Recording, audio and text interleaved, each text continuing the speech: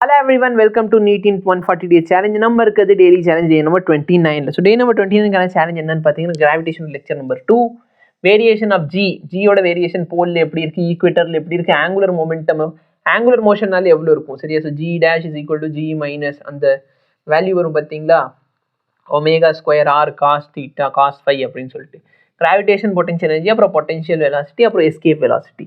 Okay, so நல்லா பார்த்தீங்கன்னா நான் வந்து ஃபஸ்ட் இன்னும் 2-3 லெசன் தானே இருக்குது, அதனால் ஃபிசிக்கல் கெமிஸ்ட்ரி மொத்தமாக முடிச்சு விட்ருவோம், அதுக்கப்புறம் நம்ம இன்னாருக்கு போய்க்கலாம் அப்படின்ட்டு பிளான் பண்ணேன். ஓகேவா. ஸோ சொல்யூஷனில் பார்த்தீங்கன்னா பைனரி சொல்யூஷன் என்ன, அப்புறம் கான்சென்ட்ரேஷன் டேர்ம்ஸ்னா என்ன, சால்யூபிலிட்டினா என்ன, ஹென்ரிலான என்ன, ரவுலட்ஸ்லான என்ன, அப்புறம் இவங்களோட அப்ளிகேஷன் என்னென்ன, இதான் வந்து இன்னைக்கு டாபிக் ஆஃப் டிஸ்கஷன் சரிங்களா. இதில் பார்த்தீங்கன்னா காக்ரோச்சுங்கிற டாபிக். ஓகே, ஸோ நல்லா ஞாபகம் வச்சுக்கோங்க, இதெல்லாம் டாபிக் நான் கொடுத்துக்கிட்டு இருக்கேன், படிக்க வேண்டியது உங்களோட கடமை. ஓகேவா. மெயின் வீடியோ பார்த்து படிக்கிறவங்க இந்தந்த டாப்பிக்கை மெயின் வீடியோவில் பார்த்துக்கோங்க. ஓகேவா.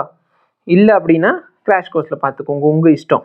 ஓகே, இல்லை சார் நான் புக்கை பார்த்து படிப்பேன்னா புக்கை பார்த்து படிங்க, உங்கள் படிக்கிறது உங்கள் கையில் இருக்குது. அதேமாதிரி டெஸ்ட்டு கொடுங்க. ஓகே, ஏன்னா ஆல்மோஸ்ட் பார்த்தீங்கன்னா ஒரு வால்யூம் புக்கு கம்ப்ளீட் ஆக போகுது, அதனால் தயவுசெய்து டெஸ்ட்லாம் கொடுத்து நல்லபடியாக படிச்சுக்கோங்க. ஸோ இதான் சேலஞ்சு முடிச்சுட்டு சொல்லுங்கள், டெஸ்ட் முடிச்சுட்டு எனக்கு ரிப்போர்ட் அனுப்புங்க. Thank you so much, have nice day.